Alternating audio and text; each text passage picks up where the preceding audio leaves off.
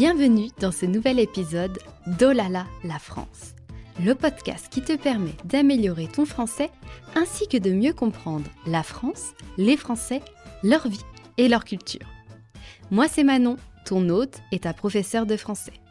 Sers-toi une bonne tasse de thé, de café ou de chocolat chaud et c'est parti. Bonne nouvelle, tu peux accéder gratuitement à la transcription de cet épisode via le lien en description.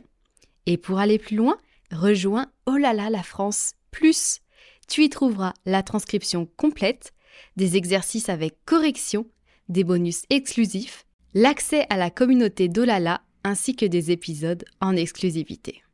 Bonjour et bienvenue dans ce nouvel épisode de Oh là là la France. Alors aujourd'hui, de quoi on va parler ? Je vais exprimer mon point de vue sur la langue française. Attention, la langue française vue par une prof de FLE, c'est le titre de cet épisode de podcast.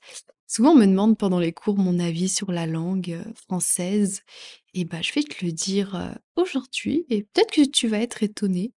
Souvent on s'attend à ce que les profs de français sont hyper stricts, hyper attachée à la langue française, mais voilà, tu verras. Écoute le podcast et tu verras. Mais c'est vrai qu'il y a un grand débat autour de la langue française, autant entre les étrangers, enfin les non-natifs, qui débattent autour de la langue française, mais aussi les Français, les natifs, qui débattent autour de la langue française. Voilà, le plus gros débat qu'on a sur la langue française, c'est que c'est une langue très compliquée, très difficile, avec beaucoup d'exceptions et de choses très illogiques.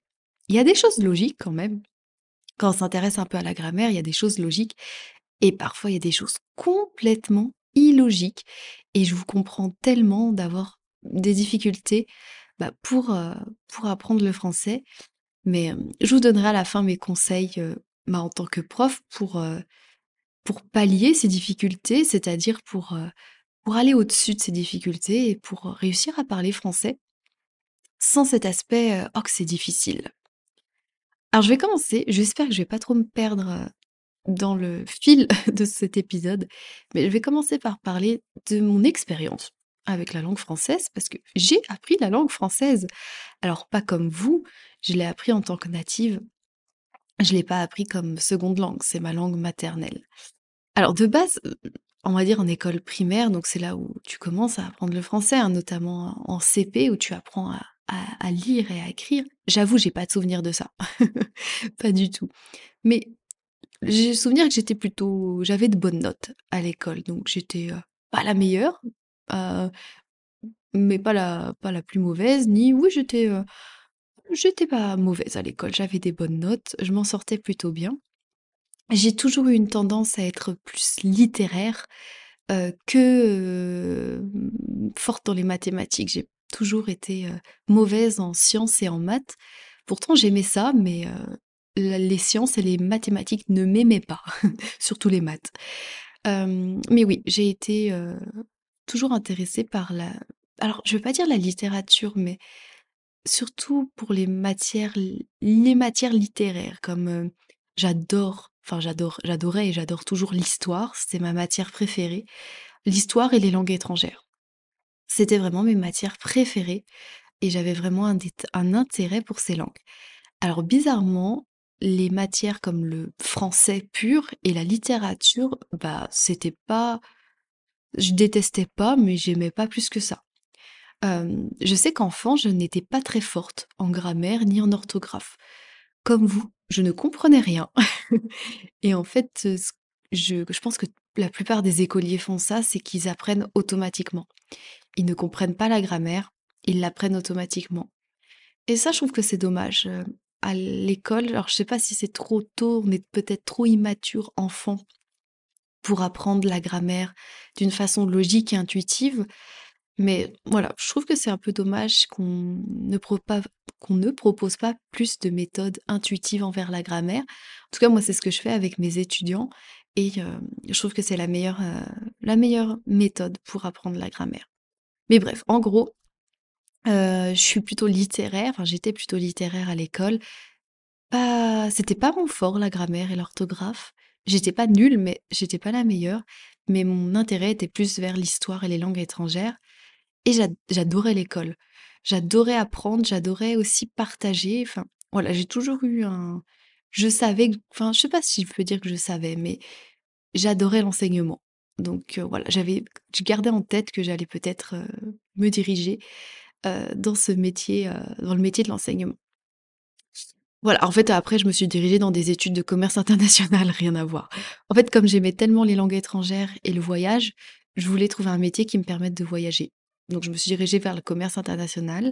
J'ai détesté et après, je me suis redirigée vers l'enseignement et notamment l'enseignement du FLE, l'enseignement de ma langue maternelle, du français pour les étrangers. J'avoue que j'avais un peu peur de ces études-là. J'avais une appréhension justement sur comment je vais expliquer la langue française parce que moi-même, à ce moment-là, quand j'ai commencé mes études, bah, je comprenais pas trop la logique de la grammaire. Et en fait, mes études m'ont vraiment aidée à mieux comprendre la langue et et justement à comprendre la grammaire d'une façon logique et tout a été beaucoup plus clair pour moi au niveau de la grammaire. Il y a toujours des choses que je trouve totalement illogiques et des fois bêtes, stupides même. Et l'orthographe, n'en parlons pas. L'orthographe, c'est un casse-tête parfois. Mais j'ai mieux compris la langue française grâce à mes études de FLE et avec mes premières expériences d'enseignement. Quand on débute en tant que prof, on ne connaît pas tout, sur le bout, des doigts, comme on dit. Encore maintenant, je pense que peut-être moins, mais ça m'arrive d'apprendre de nouvelles choses sur la langue française, notamment sur le côté historique et culturel, ce que j'adore. J'adore apprendre de nouvelles choses sur, le français. Mais, oui, niveau grammaire, ça m'a vraiment aidée à mes études m'ont vraiment aidée à mieux comprendre la grammaire française. Et et avec l'enseignement, avec mon expérience, d'enseignement, mais, j'ai remarqué vraiment, hein, c'est un fait, il y a 2 types d'étudiants. Il y a ceux qui se prennent la tête sur la langue française et sa grammaire et son orthographe. Mais vraiment, tu vois, se prendre la tête, c'est s'énerver et se focaliser là-dessus. Et en fait, en faisant ça, ils ne progressent pas.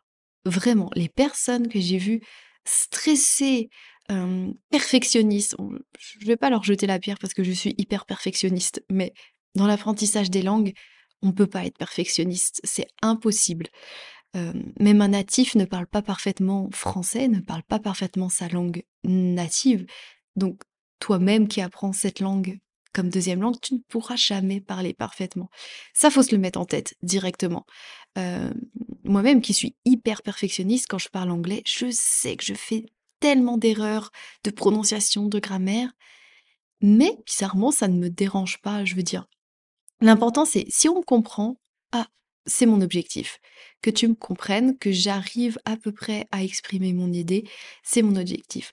Je me prends vraiment pas la tête quand j'apprends une langue étrangère, parce que je vois que les personnes qui se prennent la tête, qui s'énervent, qui s'acharnent, qui se focalisent sur la perfection dans la langue, ne progressent pas. Et au contraire, les personnes plus détendus, ça veut pas dire qu'ils ne travaillent moins, attention. Ça veut dire qu'ils prennent un peu plus de recul, qu'ils sont moins, stressés avec la langue française.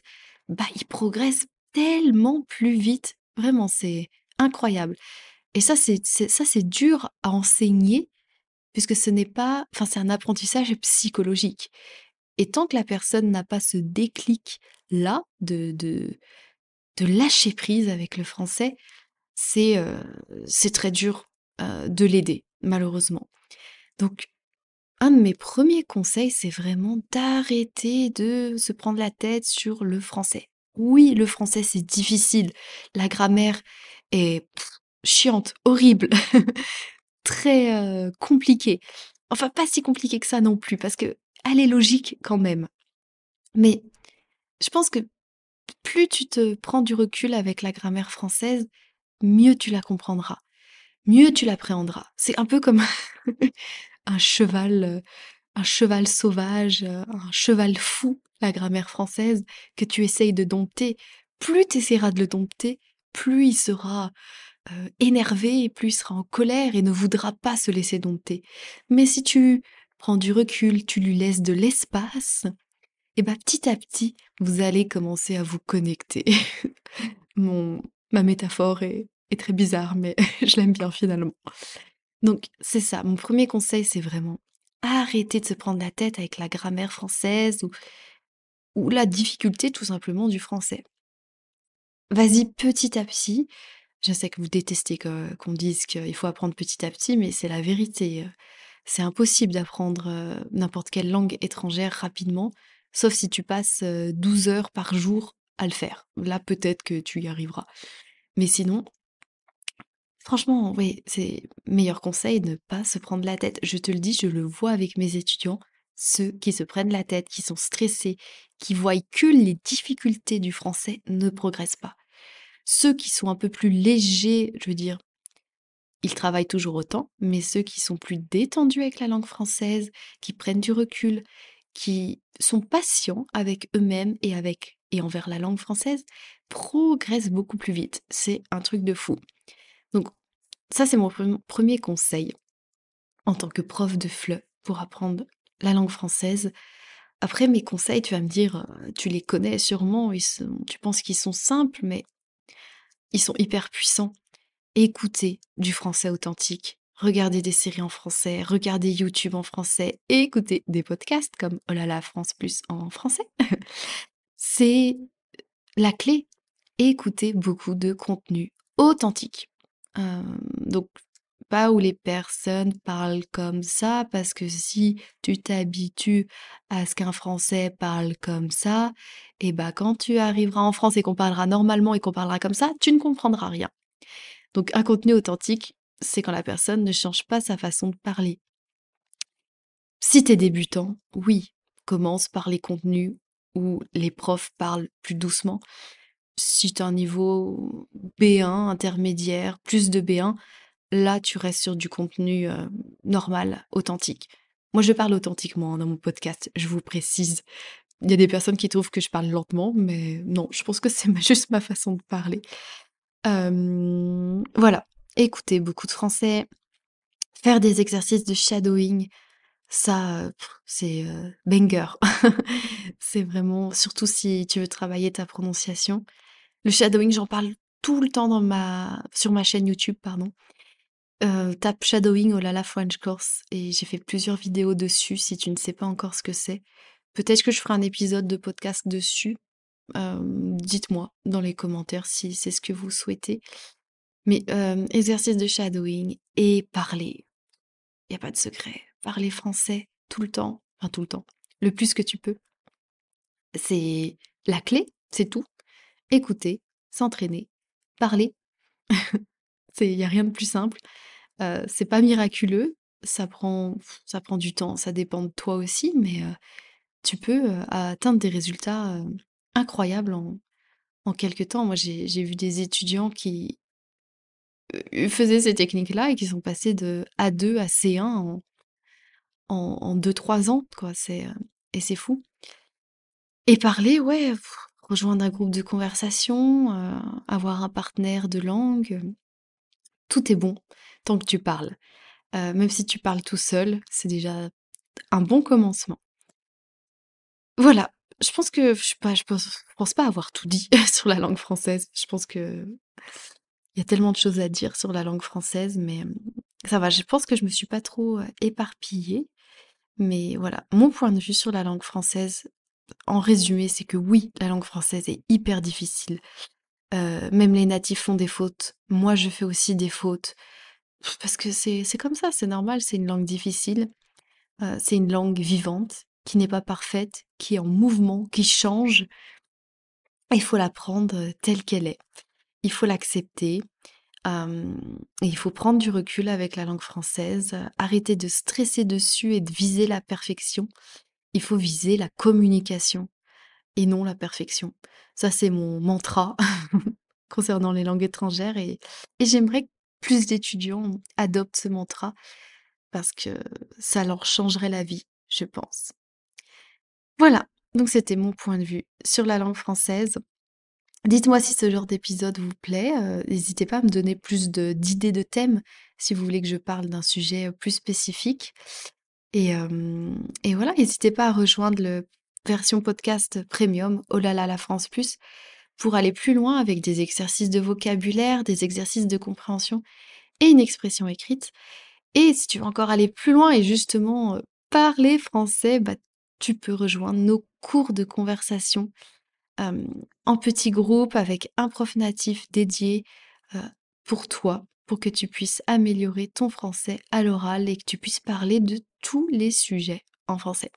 Je te mets tous les liens en description et je te dis à très bientôt pour de nouvelles aventures. Bah en français bien sûr. Merci d'avoir écouté cet épisode de podcast. Si tu apprécies mon podcast et que tu souhaites me soutenir, tu peux donner 5 étoiles au podcast Oh là là la France. Et je te dis à bientôt pour de nouvelles aventures en français bien sûr.